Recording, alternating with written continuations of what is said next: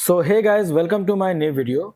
तो दोस्तों, आज हम लोग डिस्कस करने वाले हैं कुछ मल्टीपल स्टॉक्स के बारे में, बिकॉज इन कंपनियों को लेकर बड़ी न्यूज़ है और साथ साथ इनके फंडामेंटल एनालिसिस भी करेंगे।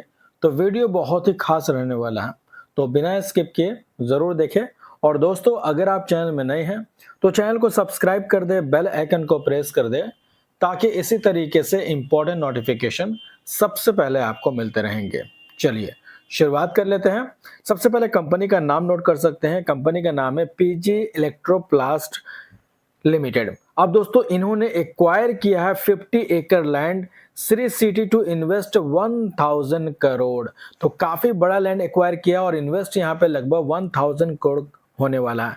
तो एक तरह से न्यूज अगर देखोगे तो ये काफी शानदार न्यूज देखने को मिल रही है। अब चलिए डिस्कस कर लेते हैं इस कंपनी के फंडामेंटल्स को। लेकिन दोस्तों, ये 1000 किस तरीके से खर्च करने वाली है वो देखिए। PGEL plan to invest around 1000 crore over the next 5 year to develop an integrated manufacturing campus at the site. तो ये जो 1000 करोड़ है दोस्तों, वो आने वाले 5 सालों के अंदर खर्च करने वाली है, राइट, डेवलप करने के लिए, यानी कि अपने बिजनेस को एक्सपांड करने से रिलेटेड। अब इस कंपनी के फंडामेंटल देखो। ये कंपनी काफी पुरानी है, लगभग 1977 की कंपनी है, यानी कि ये एक वेल एक्सपीरियंस कंपनी है, जिसका मार्केट कैप दोस्तों 14,620 करोड़ का है, यानी कि ये एक स्मॉल कैप क्वालिटी का स्टॉक है। इसके अलावा अगर हम लोग इस कंपनी का प्रोस देखते हैं तो company has a reduce debt and company is almost debt free and company has delivered good profit growth of 93% CAGR over the last 5 year। तो पिछले 5 साल का प्रॉफिट ग्रोथ इस कंपनी का काफी ज्यादा डिसेंट देखने को मिल जाता है। अब चलिए नंबर को देख लेते हैं क्वार्टरली, जिसमें पिछले साल जून क्वार्टर से लेके इस बार जून 2025 तक के नंबर को हम लोग कंपेयर करेंगे। तो सेल्स था इनका 391 करोड़ का, जो कि बढ़ के होता 363, 362, 350 दिन 335 करोड़। तो दिसंबर क्वार्टर से अगर आप देखोगे तो इस कंपनी का सेल्स धीरे धीरे डिक्लाइन होता हुआ नजर आ रहा। एंड नेट प्रॉफिट 18 करोड़ का था, जो कि बढ़ के होता है 20 करोड़, फिर 24 करोड़, फिर घट के 23, देन 32 करोड़। तो भले ही सेल्स डिक्लाइन हुआ हो, लेकिन प्रॉफिट में इजाफा देखने को मिल रहा। अब चलिए डिस्कस कर लेते हैं इस कंपनी के शेयर होल्डिंग पैटर्न के ऊपर। देन प्रमोटर्स की होल्डिंग थी पहले 49.37% का, जो कि घट के हो चुका 43.72%। यानी कि दोस्तों, प्रमोटर्स ने अपने स्टेक को ट्रिम किया है, घटाया है। वहीं पे एफआईज की होल्डिंग 10.45 से बढ़ के हो चुका है 13.02% एंड डीआईज की होल्डिंग 16.37 से बढ़ के हो चुका है 18.09% एंड पब्लिक की होल्डिंग 23.80 से बढ़ के हो चुका 25.11%। यानी जहां पे प्रमोटर्स ने अपने स्टेक को ट्रिम किया है, घटाया है, वहीं पे एफआईज, डीआईज और पब्लिक तीनों ने ही अपने स्टेक को बढ़ाया है। इसके बाद बात करेंगे नेक्स्ट स्टॉक के बारे में, जो कि ऑटो इंडस्ट्री से बिलोंग करती है। कंपनी का नाम है टाटा मोटर्स लिमिटेड। अब देखिए, Tata motor announce D merger of commercial vehicles business. तो यहाँ पे डी मर्जर अनाउंस किया है, 14 आवर्स पहले का न्यूज है, नोट कर सकते हैं। Tata motor secure NCLT nod for PB and CV business restructuring. तो यहाँ पे दोस्तों, इनका जो पैसेंजर व्हीकल्स है और कॉमर्शियल व्हीकल्स है, उनको लेकर के एनसीएलटी का भी अब अप्रूवल मिल चुका है। तो फाइनली दोस्तों, बहुत ही जल्द डी मर्जर होता हुआ नजर आएगा। और डी मर्जर का मतलब ये हुआ कि इनका जो बिजनेस है वो अलग अलग हो जाएगा, जैसे कि पीवी और सीवी का जो इनका पैसेंजर व्हीकल और कॉमर्शियल व्हीकल जो व्हीकल्स है, वो अलग अलग से लिस्ट होगा, राइट। और अगर आप टाटा मोटर के शेयर होल्डर होंगे तो इसका बेनिफिट आपको मिलेगा, लेकिन किस रेशो से मिलेगा ये अभी तक अपडेट नहीं हुआ है। जैसे ही अपडेट होगा मैं आपको कवर कर दूंगा। तो फिलहाल यहाँ पे हम देखा जाए तो डी मर्जर को लेकर फाइनली अनाउंसमेंट कर दिया गया है, राइट। और बहुत ही जल्द इसका अप्रूवल तो मिल ही चुका है, लेकिन मार्केट में कब लिस्ट होगी अलग अलग, ये देखना काफी जरूरी होगा। तो फाइनली ये स्प्लिट हो जाएगा पीवी और सीवी लीडरशिप का, राइट। एंड उसी से रिलेटेड सारी न्यूज यहाँ पे देखने को मिल रही है। इसके बाद बात करेंगे नेक्स्ट स्टॉक के बारे में जिसका नाम है पोशाक लिमिटेड।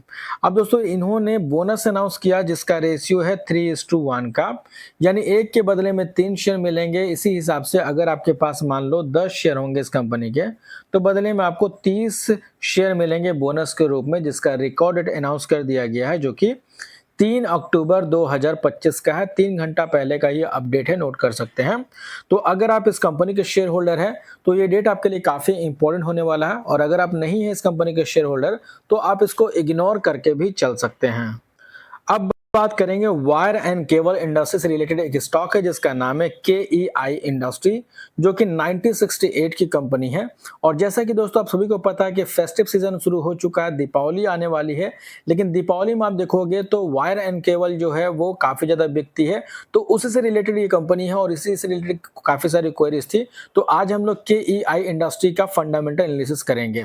तो देखिए ये कंपनी एक मैन्युफैक्चरिंग कंपनी है जो कि वायर एंड केबल बनाती है और कई तरह के केबल्स वगैरह बनाती है, जैसे कि EHV cables, ST cable, LT cables and sell them in India and overseas. तो ये सारे केबल जो अलग टाइप के बनाती है वो इंडिया के साथ साथ दुनिया भर में सप्लाई करती है। इसका मार्केट कैप दोस्तों 38,692 करोड़ का है, यानी कि ये एक मिड कैप क्वालिटी का स्टॉक है। इसके अलावा प्रोस चेक करेंगे तो company is almost debt free. अब कितना डेट है कंपनी के ऊपर वो भी चेक करेंगे। Company has deliver good profit growth of 22.1% CAGR over the last 5 year. तो पिछले 5 साल का प्रॉफिट ग्रोथ लमसम 22% का एवरेज नजर आ रहा। अब अगर नंबर देखेंगे क्वार्टरली और पिछले 1 साल के नंबर को देखेंगे तो जून 2024 में 2065 करोड़ का सेल्स था, जो कि बढ़ के होता 2200 करोड़, फिर 2400, 2900, देन 2500 करोड़। तो नंबर अच्छे रहते हैं, बट जून क्वार्टर में थोड़े से प्रेशराइज थे।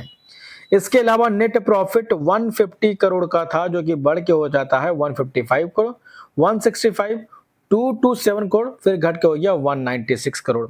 तो वाई वाई बेसिस पे जम तो था, लेकिन क्यू एंड क्यू बेसिस पे देखोगे थोड़ी सी गिरावट देखने को मिली थी। लेकिन अब आने वाले टाइम में नंबर कैसे होंगे ये देखना काफी ज्यादा इंपॉर्टेंट रहेगा।